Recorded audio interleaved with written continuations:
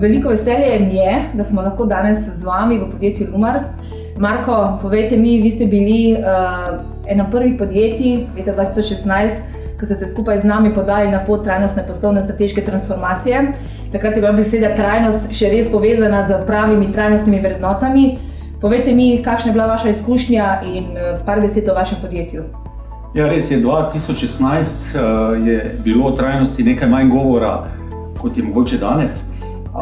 Seveda je to za pozdraviti. To pomeni, da ste takrat tako v spiritu, kot mi v našem podjetju prepoznali, kam se svet vrti, kam gredo trendi in smo pravi čas pričeli z trajnostno poslovno transformacijo.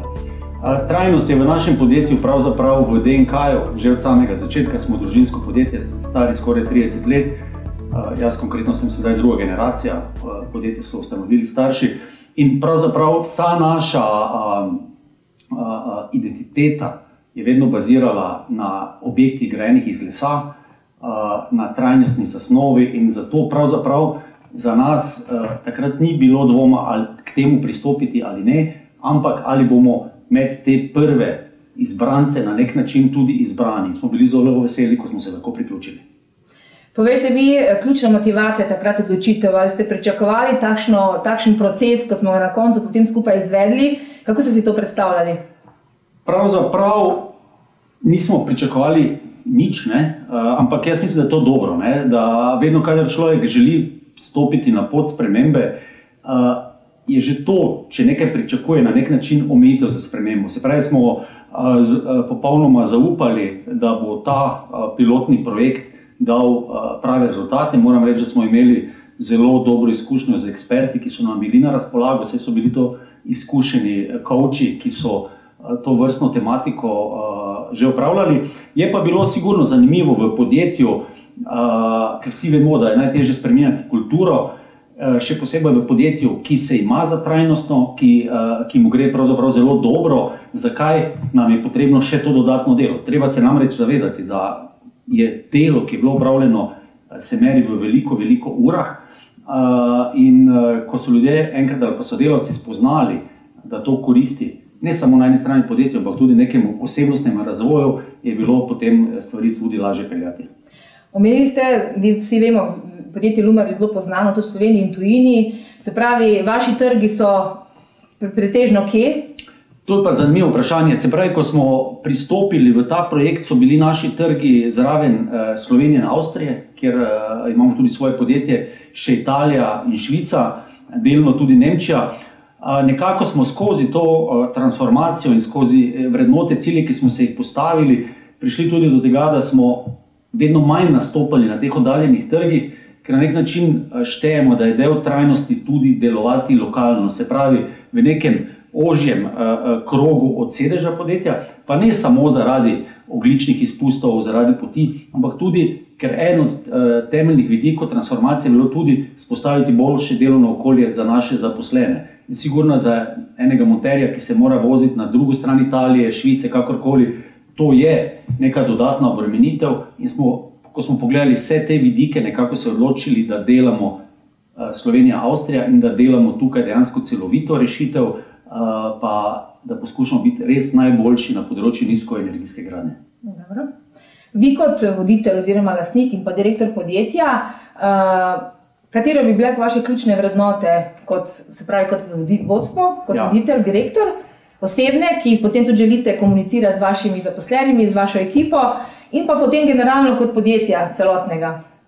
Poglejte, v družinskih podjetjih, kot smo mi, so neminovno osebne, lastne vrednote na nek način skladne z vrednotami, ki jih naj ima podjetje. Saj ne mogoče, da bi doma gojil ene vrednote, v podjetju pa druge.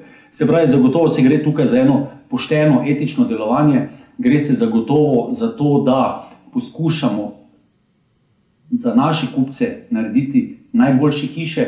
Vse hiša pogleda namreč čez življenjski cikel običajnega produkta. Če lahko vse druge stvari, vse dobrine zamenjamo v enem mesecu, 3 letih, 5 letih, recimo avto, je pa hiša izdelek, ki preko tega pogleda in ima življenjsko dobo 70 do 100 let pravzaprav je to nakup za celo življenje. Zato moramo tisto, kar vemo, da je potrebno pri snovanju hiše, ne glede na to, če so kupci v tistem trenutku prepričani, da to potrebujejo tudi ustrezno skomunicirati in vgraditi v hišo. Se pravi, to je ena od vrednot. Zagotovo je vrednota v podjetju tudi to, ker smo družinsko podjetje, da so vsi zaposleni del družine, se pravi, je vidik socialne varnosti, odkrite poštene komunikacije, zagotavljanja tistega, kar je bilo dogovorjeno in ali pa celo preseganja nuja.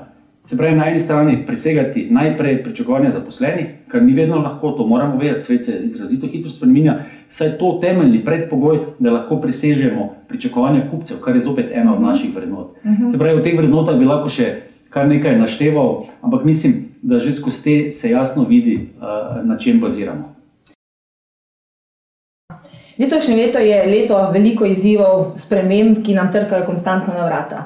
Po vašem mnenju, kdaj je pravi čas, da se podjetje loti takih transformativnih sprememb v poslovanju, v odnosu do kupcev in tako naprej? Kdaj? Ja, vedno, ne.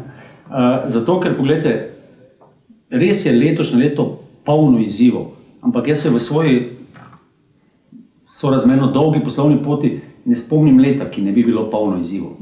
Vedno so izzivi in ključno je zavedanje, da ti izzivi bodo in da bomo kot kolektiv, tako kot vedno do sedaj, našli odgovore na njih.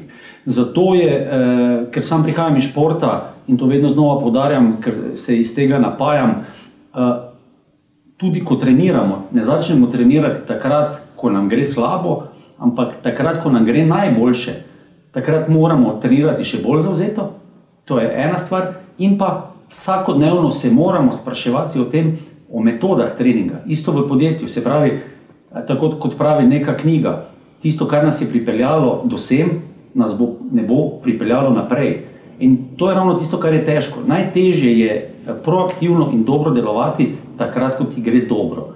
In seveda, ko so dobri časi, delaš zalogo, ne samo finančno, kapitalsko, za slabe čase, ampak gradiš socialni kapital, gradiš vrednote, gradiš odnose, ker ti te potem prenesejo preko kriznih časov. Tako, torej v tem procesu transformacije so se tudi prevetrili vsi temelji podjetja, ne? Pogledali, kateri so močni, da se tisti okrepijo, tisti, ki so pa slabi, pa jih je pač moče časi treba tudi opustiti, ne? Ja, takšna je pot spremembe.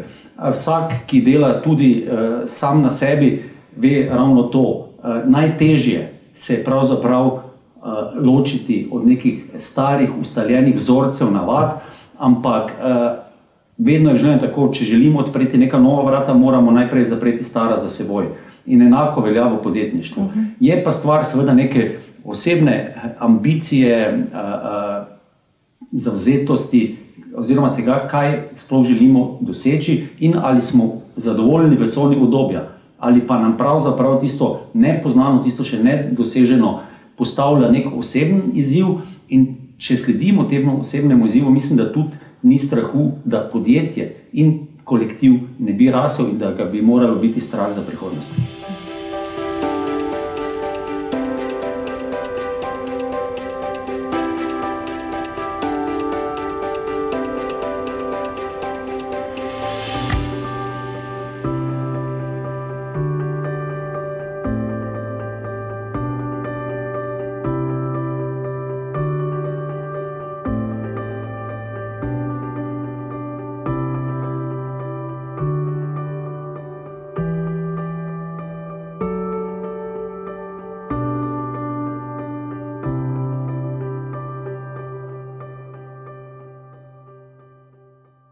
Vi ste bili vodja operativne ekipe podjetja Lumar, ko smo začeli leta 2016 na poti trajnostne poslovne strateške transformacije.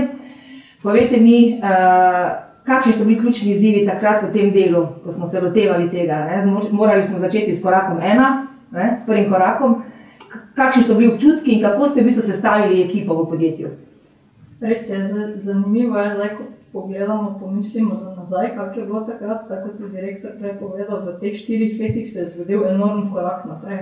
Dosti več se govori o trajnosti, to je del vsakdana danes. Takrat pa je bila vseeno neka bolj nova tema.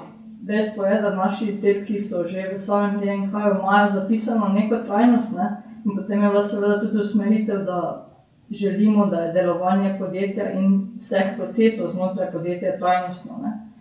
Za pripravo skupine delovne, ki se je v bistvu v okviru prvega razpisa aktivno sodelovala v podjetju, je bila kot ožja skupina izbran krog sodelavcev, ki so prvo dve časa že v podjetju in ki tudi bolj na osebni ravni sprejemajo ta stališča trajnosti, ne. Dejansko jih vsi, ampak enih tudi nekako vseeno malo bolj potencirano to dojemajo, ne. Je pa bila želja, da se potem skozi sam proces ta skupina razširi in se vključi vse več sodelavcev in zaposlenih, ker nenazadnje tudi moramo spremeniti kulturo celotnega podjetja, v bistvu sprejemanja zaposlenih in sodelavcev na področju trajnosti, ne.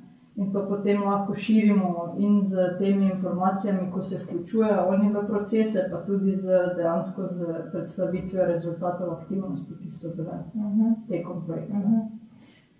Poseben izziv zagotovo bil v tako, bi rekel, dinamičnem kolektivu, kot je naš, kjer je tudi komunikacija izredno neposredna, direktna in hitra, da smo naenkrat stali pred veliko količino izredno pomembnih stvari.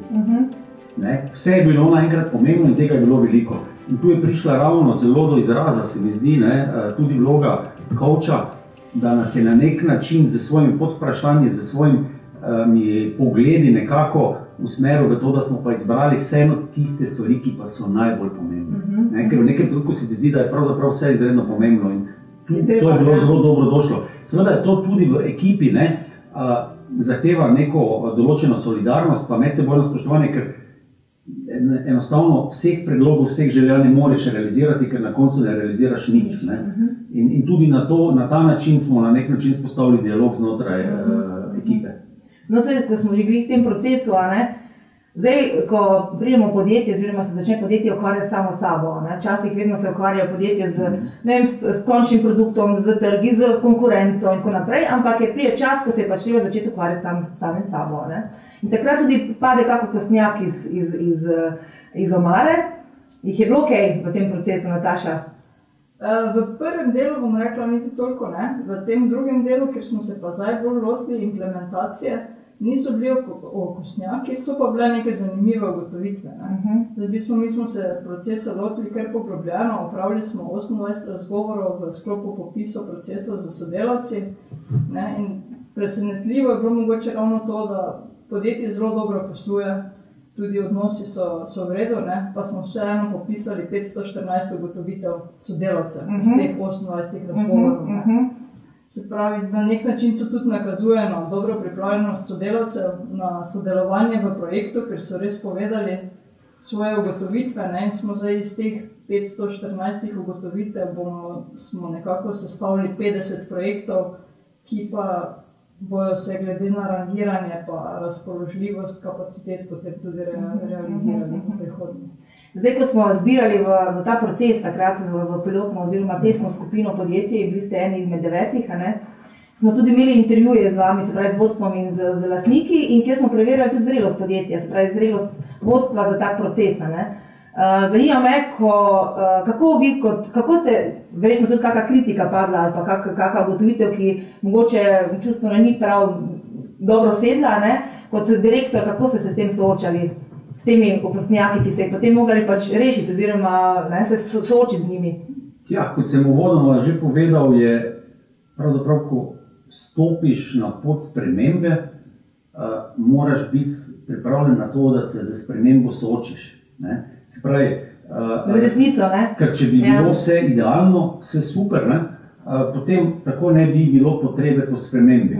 In pravzaprav želja je, in to je, pogledajte, v družinsko vodenih podjetjih, pa naj si bodo to velika ali majhna, ki imajo svojo zgodovino, ki imajo svoj način vodenja, ki imajo ponavadi zelo jasno hierarhijo, včasih ta povratna informacija enostavno nekje obstane. Ravno tako nekako je treba gojiti kulturo napak, se pravi, da so napake nekaj, kar je del vsakodnevnega dela, vendar ne želimo teh napak ponavljati. Se pravi, to bistveno razlikovanje med tem dvojem, ne? Potem kako dobivati neke feedbacke. Ne? In tu mislim ravno, da je, se pravi, ta transformacija tudi pri nas korak od nekega centralno, hierarhično vodenega podjetja v neko veliko bolj organsko strukturo, kjer timi in vodje timov, ki se med sabo izmenjujejo in dopolnjujejo, prevzemajo vedno več odgovornosti in na nek način pridemo tudi do bolj kakovostnih odnosov, poslovanja, razvoja in prihodnosti. Je pa to svoja pot, ki je polna izzivov, ne samo na strani vodstva ali pa direktorja mene, ampak tudi na strani sodelavcev, ki morajo spremeniti. Del tega je potreba po spremembi pogleda, razmišljanja in težko je, če nekaj, kar je včeraj bilo kot nek postulat zabetoniran, da je treba se pri direktorja vprašati in je bila to ovira, danes priti do tega, kot ljudje dobijo opolnomočenje, da nekaj naredijo, pa jih je strah prevzeti odgovornost. In to je nekaj, kar zagotovo zahteva dialog. Na eni strani seveda to, da kot vodja spustiš na nek način popolno kontrolo iz roke, ne? Na drugi strani pa pri ljudeh da zadeve spremljati. Je bilo to težko spustiti kot vodja kontrolo iz roke? Čisto odkrito, kako je potekalo? Zadeva je v resnici sorazmerno preprosta, ker se zgodi sama po sebi. Z samo transformacijo in delom, ki je bilo povezano s tem, je postala količina dela takšna, da za mene več ni bila obvladljiva in hočeš ali nočeš, sem to kontrolo, to bi rekel centralno pozicijo moral predati in ko enkrat predaš, vidiš, da je fajn. In ko vidiš, da je fajn, ji predaš še nekaj več. In tako da, ja, mislim, da... Ampak to je neka zadeva, ki je v teku, je v procesu. To je nikoli zaključen proces v resnici. In tudi ne vemo, ali je to končno stanje. Lahko, da bomo skozi ta proces prišli do jutri popolnoma novih spoznanj. Ključna je ta pripravljenost na spremembo in ta fleksibilnost.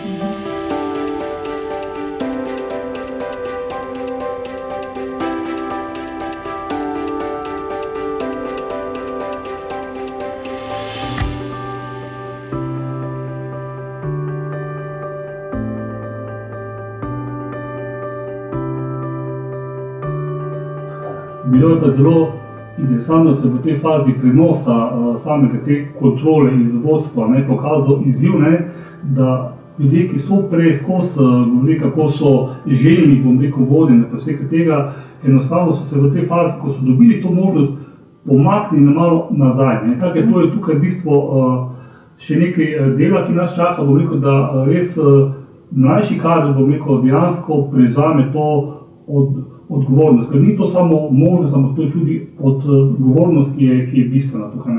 Tako da tukaj nas v bodočnosti še čaka, določeno dela, kako te ljudi, enostavno usposobi, da res za samo zavestjo in to na te stvari pač delajo. Za nas, ki smo že res veliko let v branži ali pa v podjetju Lumen, tale trajnostna transformacija, zelena tehnologija, to je v bistvu nekaj, kar mi živimo in delamo. To ni za nas nekaj novega, zdaj pa je nekdo prišel za nekim sloganom, kjer sedaj moramo pa mi začeti to delati. Mi delamo z lesom, na naše hiše dajemo fotovoltaične celice in je to neka stvar, ki je pri nas vsakodnevno v življenju. Ena ključnih vrednot podjetja, ki je trajnostno poslovno naravnana, je seveda tudi iskrena, transparentna komunikacija z vsemi javnostmi, z naročniki, z kupci, z okoljem, v kateri podjetje deluje. Na kakšen način podjetje Lumar potem se pravi to komunikacijo, to strateško komunikacijo tudi vodi? Jaz mislim, da je ena izmed velikih prednosti, sploh če si na položaju, kot ga imam jaz, tudi to, da v vseh trenutkih lahko komuniciraš enotno zgodbo. Pomeni, da je ta iskrenost, poštenost v celotnem delu, ki ga pač izvajamo, tudi prisotna potem navzven. To pomeni, da ne rabimo, kar velikokrat rad rečem, zgodbe za novinarje, kupce in vse ostale ciljne skupine, ki jih imamo, ampak dejansko lahko brez težav, brez kakršnega koli pomisleka komuniciramo to pristno zgodbo, ki pač imamo. Pomeni, vse te vrednote, ki dejansko so, jih lahko brez težav napišemo ali na spletnih straneh ali naših katalogih in je ta iskrenost, se mi zdi, tudi pomemben del tega, da ljudje lahko prepoznajo te neke razlike, ki jih podjetje, kot smo mi, nudi na samem trgu. Ena pomembnih vlog je tudi to, da ozaveščate, izobražujete vaše končne kupce, ki bi eventualno oziroma so potencialni kupci za vaše končne produkte, trajnostne hiše. Na kakšen način to počnete? Zgodba, v bistvu skozi celotno obdobje, zdaj že skoraj 20 let s temi prvimi projekti, ki smo jih pionirskimi začeli, smo dejansko začeli ljudi osveščati. V teh začetnih obdobjih je mogoče ta pasivna gradnja, energetsko učinkovita gradnja bila v Sloveniji vsaj mogoče še del posmeha, ampak zaradi ravno tega zavedanja vodstva, da je to prava smer, smo temu tudi sledili. In ravno ta osveščanje o energetsko varčnem bivanju, o gradnji s kakovostnimi materiali, o vseh teh pionirskih projektih, ki jih tudi danes delamo konec konca s našim konceptom Lunar Zero Emission Living, ker hišo kot takšno ne vidimo več samo kot, če bi rekel, za stenami, ampak dejansko lahko na njo različne tehnologije, različne modele, različne partnerje nekako integriramo, peljemo v neko to celovito zgodbo trajnostnega bivanja, trajnostnega poslovanja. In se mi zdi, da je ravno ta del osveščanja pomembna stran našega dela in tudi zavedanja, da osveščanje ljudi je tisto, ki je tudi ena izmed vrednot konec koncev in bo tudi v prihodnje pomembni segment našega dela.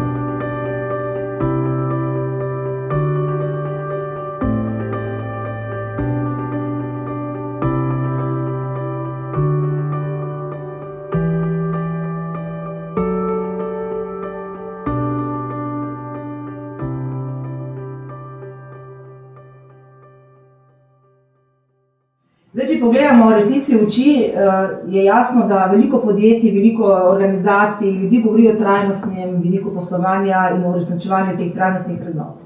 Zdaj, malo kdo pa v resnici to počne, oziroma konkretno počne. Vi kot podjetje ste skozi ta proces pripravili trajnostno poslovno strategijo, dolgoročno. Kateri so bili postavljeni ključni strateški izzivi na tem področju, predvsem trajnostnem? Trajnostno poslovno strategijo, ki smo pripravili za obdobje 2016 do 2025, smo potem v okviru tega drugega razpisa, ki je bil na Spiritu, začeli tudi implementirati oziroma uresničevati. Lotili smo se v bistvu enega področja, ki je pokriva kar štiri cilje iz naše prvotne trajnostne strategije, se pravi in samih poslovnih procesov, upravljanja s kadri, pa tudi same upravne stavbe, okoljskih vplivov. Zdaj smo dejansko v fazi intenzivnega delovanja trajnostne strateške transformacije v podjetju, kot smo si zadali v tem drugem sklopu, ker analiziramo in optimiramo tako same poslovne procese, delamo tudi na zaposlenih, v bistvu razvoj kompetenc in kadrov, pa sporedno tudi, da celovito zaokrožimo zgodbo tudi trajnostno obnovo stavbe poslovne, ki imamo. Ja, zagotovo.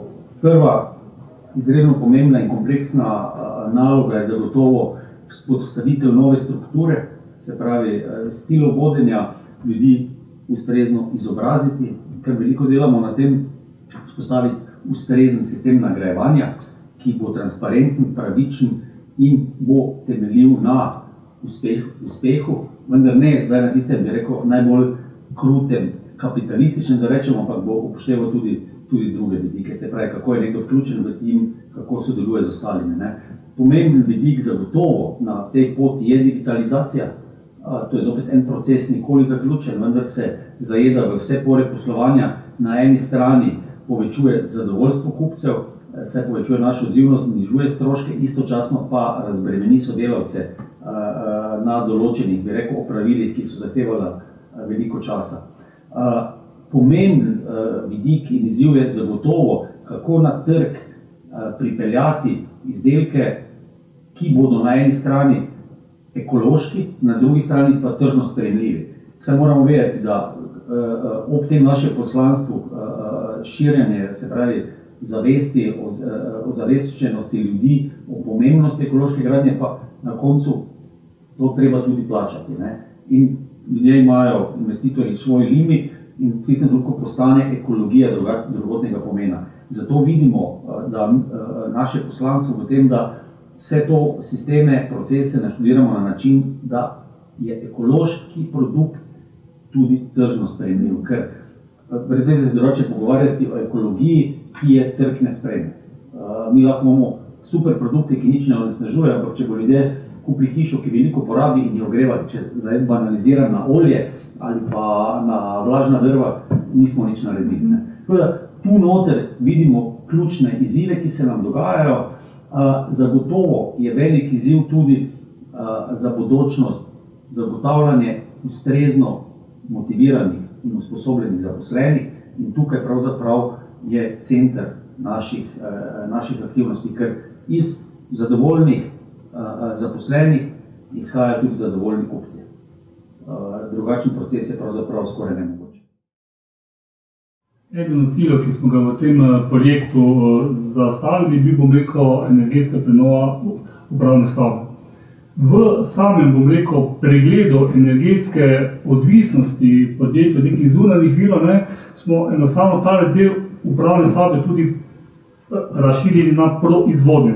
Takoj smo dobili podatke, da enostavno v sami proizvodnji proizvedemo toliko neke biomase, bom rekel, nekih ostankov v lesni masi, da lahko s tem delom, bom rekel, dejansko pokrijemo kompletno energijo, ki jo potrebujemo za gretje. Je pa dejansko s tem, da je potem prvi pogoj, seveda, da je, bom rekel, da je objekt toplotno dovolj zaščiten, da so energetske izgube kompletne stavbe nizke. Če temu dodamo še na streho, bom rekel, sončne celice, pridemo do bilance v CO2, da toliko, koliko podjetje v sami proizvodnji CO2 proizvaja, da lahko po drugi strani, bom rekel, za uporabo biomase in, bom rekel, sončnega dela enostavno to kompenzira. In tako pridemo do te ničelne obremenitve dejansko, ki jo podjetje v okolje pač podjetje dejansko v proizvodnji in v sistemu gretja ne proizvaja, bom rekel, dodatnega negativnega vpliva na okolje.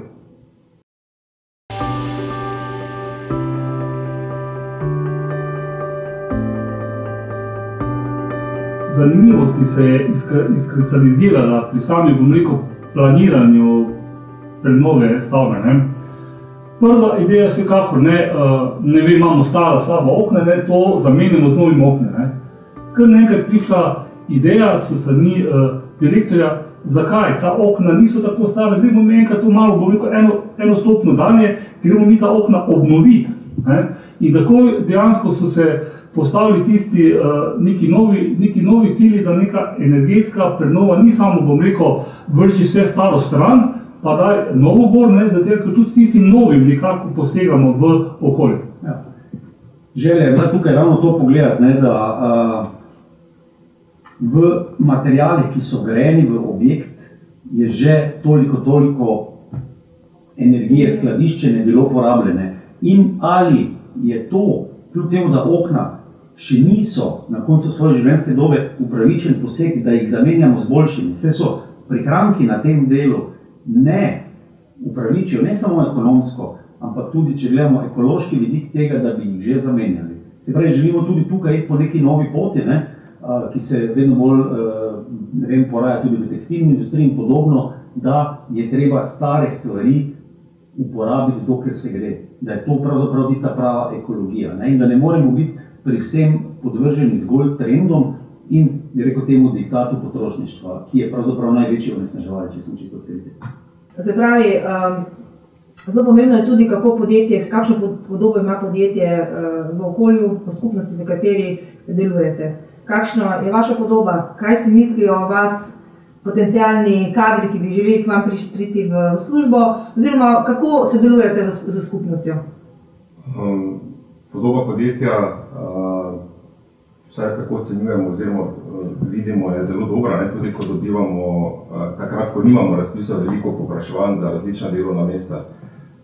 To pomeni, da zagotovo smer te trajnosti, to, kaj navzven komuniciramo, nekako se dotakne te skupine ljudi, ki bi si želeli na takšnih delovnih mestih delati. Po drugi strani tudi že z vidika, če rečem, lokalnega okolja skrbimo za to, da se da koliko lahko, če zdaj že gledam tudi našo proizvodno, naše prostore, ne, da skušamo ne motiti okolice, v kateri delujemo. Navezujemo oziroma povezujemo se z okoljem tudi tako, da ne sodelujemo s fakultetami, univerzami. Mi imamo zelo veliko tudi obiskov podjetja, ne, pomeni, da skušamo to naše znanje, naše izkušnje na nek način prenašati tudi ne samo zdaj na ta izobraževalni sistem, imamo tudi veliko, ne vem, obiskov raznih drugih inštitucij, ki seveda z veseljem pogledajo na to našo proizvodno, seznanimo jih recimo tudi, kako stvari, kakorkoli veliko proizvajamo, ampak smo vseeno podjetje, ki je na nek ta, deluje po principu manj je več. Tudi ta naša proizvodnja, ne, zelo veliko stvari lahko pokažemo, da se da na malem prostoru pod narekovaj zelo veliko narediti, vse v tem optimiziranem delovanju, v tem, da pa sledimo tem nekim zastavljenim ciljem. Pomemben del oziroma segment tega našega delovanja je tudi sponzoriranje, doniranje, seveda po nekih zmožnostih, ki jih imamo. Seveda tudi v tej smeri, ki je nekako na nek način nagovarja to, kaj smo, pomeni, da tudi, ko se odločamo za nekaj sodelovanja, skušamo slediti tudi tem nekim našim vrednotam, našim vizijam in potem se tudi na podlagi tega odločamo, kako in s kom bomo neke stvari peljali. Zagotovo pa je seveda želja in pa cilj podjetja, da skušamo, kot rečeno, po najboljših močeh seveda pozitivno vplivati na okolico, v kateri delujemo.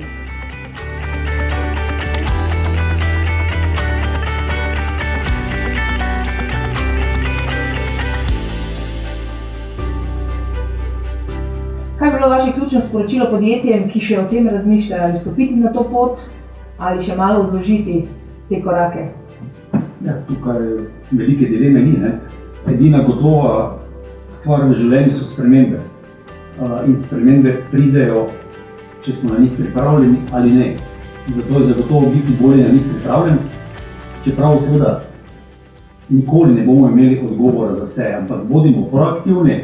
In tako kot jaz pravim, moja najtežja smer, ki sem jo preplezal v svoji plezalni karieri, se imenovala Just Do It. In tudi tukaj je moje vodilo v poslovnem svetu Just Do It. Se pravi, naredi, ker odgovorjenja še res nikoli nič ne nastalo.